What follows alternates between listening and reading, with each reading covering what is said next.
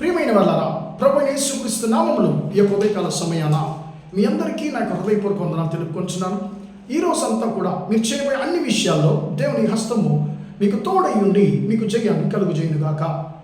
ప్రియులారా, యెషయా గ్రంథము 28వ అధ్యాయము 16వ వచనము ఇలా సెలవిస్తుంది, విశ్వసించువాడు కలవరపడడు, విశ్వసించువాడు కలవరపడడు అనేటువంటి మాటను మనము ఈ యొక్క వచనంలో గమనిస్తున్నామండి. ప్రియమైన బిడ్డలారా, మన యొక్క విశ్వాసము ఎలా ఉండాలి అనేటువంటి దాని గురించి మనము ఇక్కడ ఒక విషయాన్ని గమనిస్తున్నామండి. ఇదేంటంటే, ఎవరైతే దేవుడి మీద నిజమైనటువంటి విశ్వాసం ఉంటుందో అతడు ఎలాంటి సమస్యలు వచ్చినా కూడా కలవరపడడు, అంటే భయపడడు అనేటువంటి మాటను ఇక్కడ మనం చదువుతున్నాం. ప్రియులారా, మన విశ్వాసము స్థిరమైన విశ్వాసముగా దేవుని మీద ఉన్నట్లయితే మనం దేనిని చూసి ఎలాంటి ఒక సమస్య వచ్చినా కూడా మనము స్థిరంగా, మనము నిశ్శబ్దంగా, మనము చాలా అంటే ప్రశాంతంగా మనం ఉండగలము. ఎందుకంటే మనలో స్థిరమైన విశ్వాసం ఉంది కాబట్టి మన సమస్యలను మార్చగలిగినటువంటి దేవుడు, మన సమస్యలకు పరిష్కారం కలుగజేయగలిగిన దేవుడు మనతో ఉన్నాడు కాబట్టి మనము కలవరపడకుండా మనము ప్రశాంతంగా ఉంటామండి. ప్రియమైన బిడ్డలారా, దీనికి మంచి ఉదాహరణ చెప్పాలంటే ఎలీషా ప్రవక్తను గురించి మనం చెప్పొచ్చండి. మొదటి రాజుల గ్రంథము 6వ అధ్యాయంలో మనము 13వ వచనం నుండి మనం చదివినప్పుడు 17 వచనాల వరకు మనం చదివినప్పుడు ఎలీషా ప్రవక్తను ప్రియమైన బిడ్డలారా పట్టుకోవడానికి సిరియా దేశం యొక్క సైన్యము ఆయన ఉండేటువంటి ఒక పర్వతాన్ని రాత్రి కాలంలో చుట్టుకుంటుంది. అంటే సిరియుల యొక్క రథాలు, గుర్రాలు ఆ ఎలీషా ప్రవక్తను పట్టుకోవడానికి ఆ ఉండేటువంటి ప్రాంతం అంతా కూడా వారు చుట్టుకుంటున్నారు. ప్రియమైన అప్పుడు ఉదయకాలాన్ని ఆ యొక్క ప్రవక్త యొక్క పని మనిషి దాసుడు వచ్చి పరిస్థితిని చూసి భయపడుతున్నాడు. అయ్యో నా ఏలినవాడా, ఇప్పుడు మనం ఏం చేయాలి అని చెప్పినప్పుడు ఏ యొక్క విధానంలో కూడా ఈ యొక్క ఎలీషా ప్రవక్త కలవరపడలేదండి. ఇక్కడ ఆ ప్రవక్త యొక్క దాసుడు కలవరపడుతున్నాడు, భయపడుతున్నాడు. అయ్యో మనం దొరికిపోయాము, శత్రువులను పట్టుకుంటారని చెప్పి భయపడుతున్నాడు శత్రు సైన్యాన్ని చూసి. కానీ ఎలీషా ప్రవక్త ఏ మాత్రం కలవరపడలేదు. అతనికి ముందుగా ఉన్నటువంటి మహా గొప్ప సైన్యాన్ని చూసి అతను ఏ మాత్రం భయపడలేదండి. ప్రశాంతంగా ఉన్నాడు, నెమ్మదిగా ఉన్నాడు.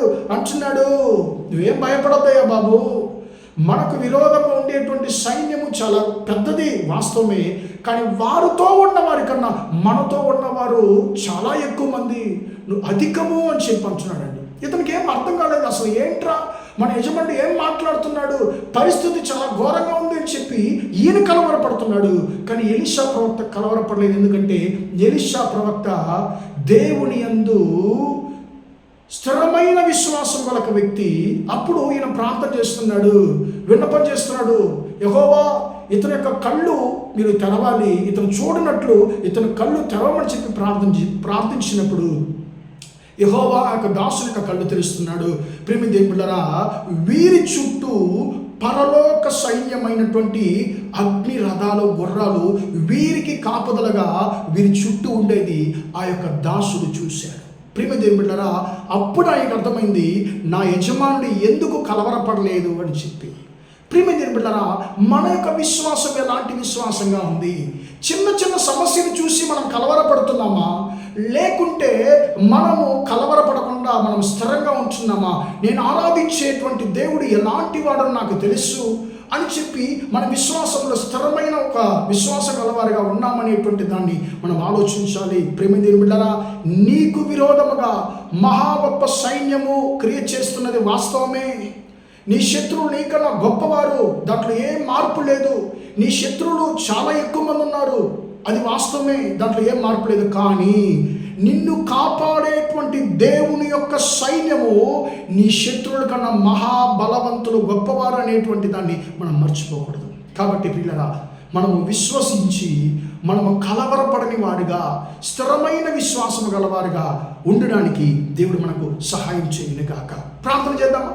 ప్రేమగల మా తండ్రి, దయగల దేవా, ఇంతవరకు మాటలు విన్న తండ్రి, నీ బిడ్డలు మీరు దీవించండి, ఆశీర్వదించండి. విశ్వసించేవాడు కలవరపడుతున్న మాట ప్రకారం తండ్రి, మా సమస్యల్లో మాకు శోధనలు వచ్చినప్పుడు, సమస్యలు వచ్చినప్పుడు తండ్రి మేము కలవరపడుతున్నాము, తొందరపడుతున్నాము, భయపడుతున్నాము. కారణము మాలో స్థిరమైన విశ్వాసం లేని వారుగా మేము ఉంచున్నాం తండ్రి. అలా కాకుండా మేము స్థిరమైన విశ్వాసం గలవారుగా ఉండడానికి, కలవరపడని తండ్రి విశ్వాసం గలవారిగా ఉండడానికి కృప దయచేయమని ప్రార్థిస్తున్నాను.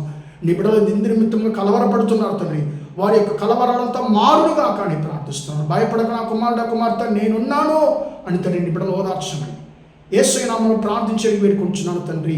ఆమేన్ ఆమేన్. ప్రియమైన వాళ్ళరా, దేవుడు దీవించి ఆశీర్వదించును గాక. Praise the lord, praise the lord.